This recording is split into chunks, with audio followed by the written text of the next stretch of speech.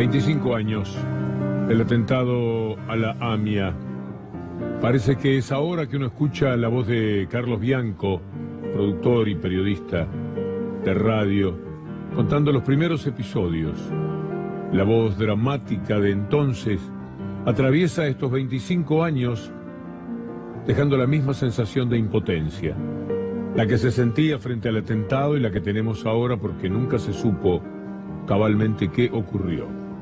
Seguimos como aquel día, cuando todo era destrucción, escombros y muerte, y el trabajo desesperado por salvar vidas.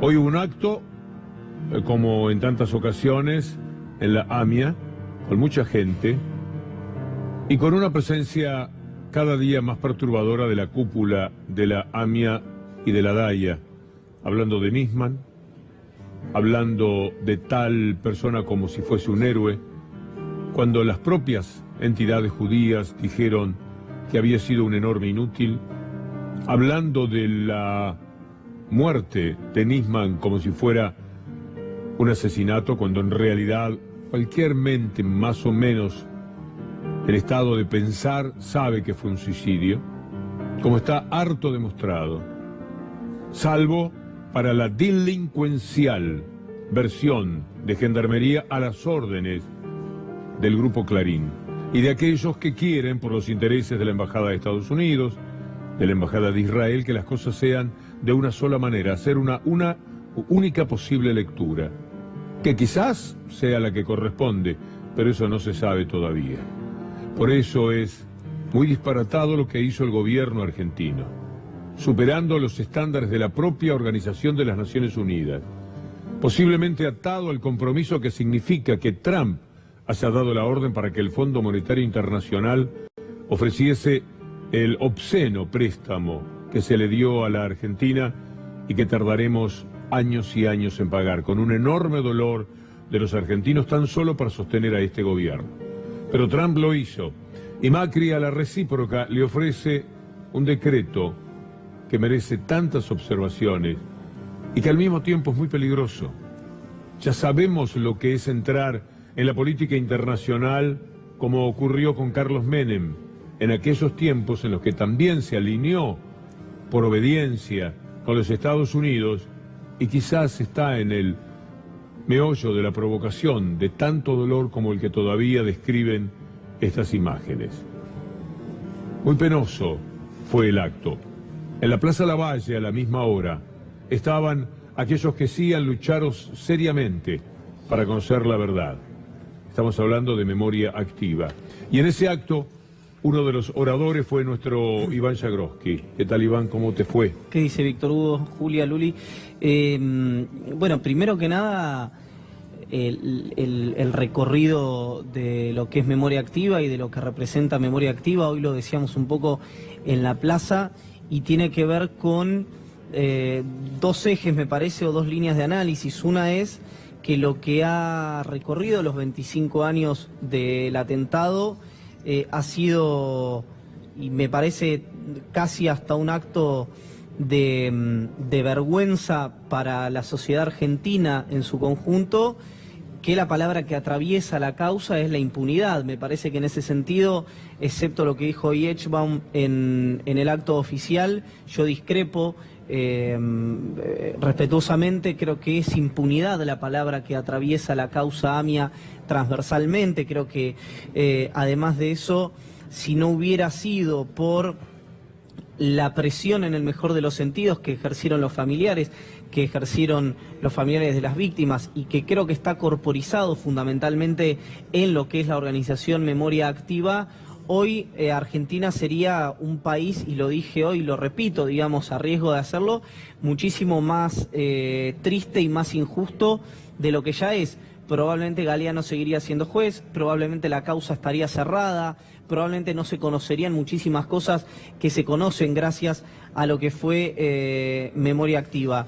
Así que en ese sentido, siempre cerca de lo que es esta organización. Y por otro lado, sí, Víctor Hugo, plantear también... Hay un comunicado de Diana Malamud que nosotros vamos a presentar en la columna, si quieren lo podemos adelantar, durísimo. sobre todos estos episodios. Estamos hablando de memoria activa, es decir, Su referente, sí. Diana Malamud al frente.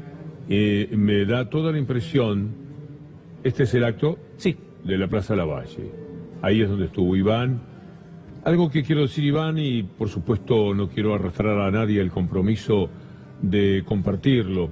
Hay mucha distancia entre la actitud de este gobierno, que trabajó para que el juicio del encubrimiento no llegara a donde tenía que llegar, por los intereses que tiene este gobierno, apañado por la DAIA y por la AMIA, cúpulas que están completamente enloquecidas en la participación política que tienen, una enorme derechización, una forma de apegarse totalmente a los intereses de la Embajada de Israel, allá la Embajada de Israel, pero acá lo que se tiene que sobrellevar acá.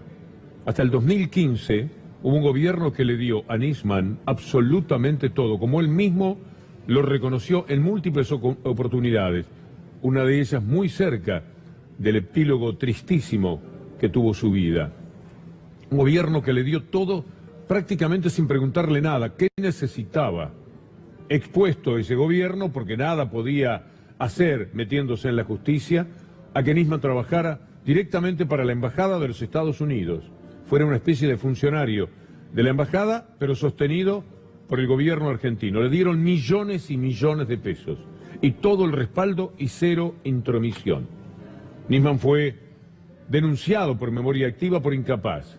Periodistas, en el diario Crítica, recuerdo notas de La Nata y Geuna, se reían de la investigación de Nisman, que la única vez que pudo meter a alguien preso lo hizo en Londres, y lo hizo tan mal que tuvieron que dejarlo en libertad, un señor Suleimán. Y después la Argentina tuvo que pagar los costos de eso que había hecho Nisman y que había arrastrado a un error. Y entonces el gobierno inglés se cobró todas las molestias que esto había implicado. Y luego, ese gobierno que había dado absolutamente todo, intentó también, para mí, una historia política que debió desatender en su momento, es decir, el memorándum con Irán, que solamente lo hirió, sirvió para que lo atacaran, para desprestigiarlo, y que nada aportó, más allá de la muy buena intención de que algo había que hacer. Habían pasado casi 20 años sin que nada se supiera del atentado de la AMIA, y pensaron en ese recurso que algunos compartieron, otros no, pero que era una posibilidad política de poner jueces argentinos a entrevistar a los potenciales criminales en el lugar donde viven. Algo se saca de la discusión entre un juez y una persona inculpada. Algo puede pasar. La nada es la nada, y era donde estábamos al cabo de 20 años. Esta era una posibilidad. Pero ¿por qué digo que fue para el gobierno argentino de entonces, el de Cristina Fernández de Kirchner, un esfuerzo el cual abusó de sus propias posibilidades? Porque no fue querido por esa comunidad, por esa derecha de la comunidad, que le jugó siempre en contra, denunciando el memorándum hasta el hartazgo con las peores mentiras, favorecidos por un juez que es un enorme mentiroso nacional, como Bonadío, que sabe perfectamente que bastaría que venga el señor Noble, Robert Noble, de Interpol aquí, para que no hubiera la posibilidad mínima de llevar a cabo un juicio. Hay que decirle a la AMIA y a la DAIA que condenaron a la muerte antes de tiempo a un judío, como Héctor Timerman, que no pudo atenderse pagando altamente los costos de ese memorándum con Irán. Todo esto nos ha ocurrido. Y ahora tenemos esa impotencia de que al cabo de 25 años ni siquiera quienes participaron del encubrimiento han sido juzgados. Y esto ocurrió porque el gobierno argentino de Macri, poniéndolo a Garabano de por medio, traicionó el trabajo que el gobierno había encomendado al señor Cimadevilla, un hombre de la política y un hombre del gobierno. Y Cimadevilla actuó de la mejor manera, quizás lo más acertado que hizo en su carrera política. Y en el momento en que iba a ir con la querella, con sus abogados, el gobierno lo quitó Garabano a las órdenes de Macri, para que nada se supiera. y pusieron otra querella, pusieron otros argumentos. Por eso en la columna le vamos a mostrar cómo fue que hoy Caravano no pudo responder, se tuvo que ir, cortar la comunicación, huir del contacto con nuestros colegas del Destape, cuando Ari Lijalad le estaba preguntando al respecto. Hubo intentos serios, formales, quizás equivocados o inútiles de parte del gobierno anterior. Hubo una inversión extraordinaria en millones y millones de pesos que Nisman dilapidó. Ahora lo que hubo con este gobierno, que ofrece este decreto contra Hezbolá declarándolo terrorista, lo único que hizo fue traicionar a la causa porque le salió al cruce a la posibilidad de que se supiese un poco más de la verdad sobre el encubrimiento del atentado. Cuando estemos en la columna me he reservado un pequeño tramo de lo que dijo Iván, que me provocó mucho orgullo por quererlo tanto al superpibe, con una locución magnífica, extraordinaria, de un enorme valor, que comparada con lo que estaba sucediendo en el otro acto, el tradicional, el más conocido, el más televisado, es un ejemplo de lo que un representante de la nueva generación puede hacer desde el periodismo, para que por lo menos, cuando nos clavamos puñales por lo que sucedió con la AMIA, lo hagamos con el alivio de saber que hay quienes todavía van a seguir luchando por la verdad.